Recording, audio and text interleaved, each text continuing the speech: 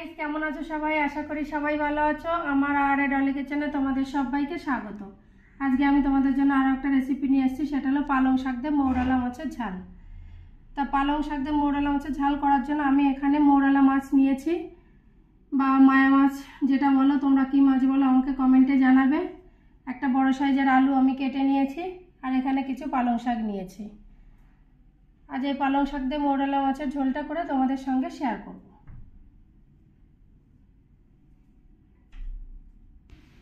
এই মাছগুলোকে আমি ভালো করে লবণ আর হলুদ দিয়ে মেখে নেব। আমি এখানে 1 চামচ লবণ দিয়ে দেব আর 1 চামচ হলুদ দিয়ে দেব, দিয়ে ভালো করে আমি মেখে নেব।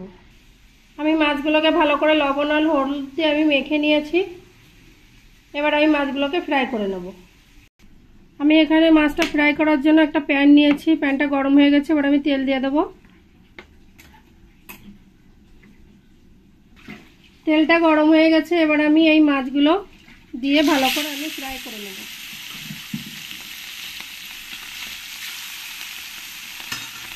মাছগুলো আমার ফ্রাই করা হয়ে গেছে, আমি এখন একটা পাত্রে তুলে নেব।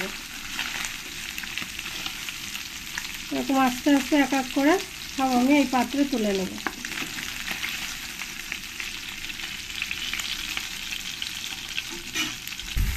আমার পরের মাছগুলো ভালো করে ভাজা হয়ে গেছে।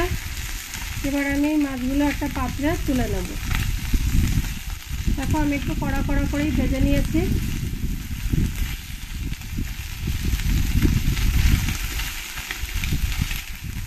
ভালো করে উল্টে পাল্টে আমি ভেজে নিয়েছি। এবার আমি মাছগুলোকে তুলে নেব। আমি এখানে একটা কড়াই নিয়েছি, কড়াইটা গরম হয়ে গেছে। এবার আমি তেল দিয়ে দেবো।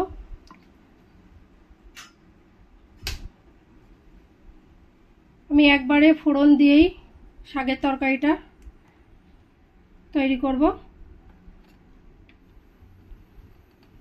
তেলটাও আমার গরম হয়ে গেছে। এবার আমি এর মধ্যে 1 চামচ রাঁধুনি দিয়ে দেবো।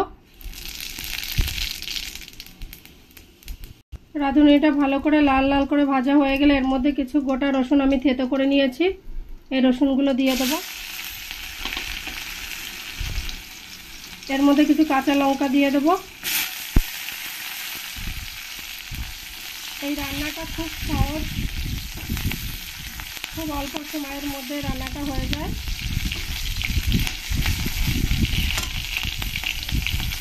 রসুনগুলো লাল লাল করে ভাজা হয়ে গেছে। এবার আমি যে এখানে আলুগুলো ছোট ছোট করে কেটে নিয়েছি, এই আলুগুলো দিয়ে দেবো।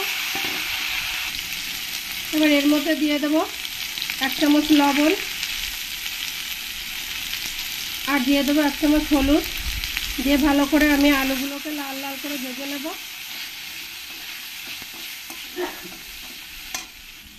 আলুগুলো আবার ভালো করে লাল লাল করে ভাজা হয়ে গেছে। এবার আমি যে এখানে পালং শাকগুলো ভালো করে ধুয়ে কেটে নিয়েছি, এই পালং শাকগুলো দিয়ে দেবো। দিয়ে ভালো করে নেড়ে দেবো।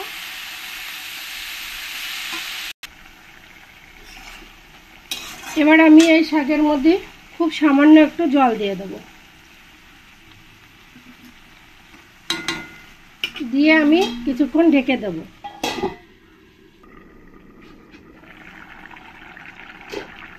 আমার পালং শাকের ঝোলটাও অনেকটা শুকিয়ে এসছে, আলুটাও ভালো করে গলে গেছে।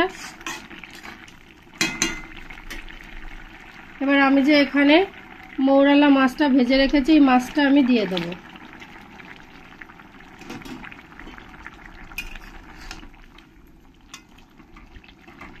দিয়ে ভালো করে একবার নেড়ে দেবো।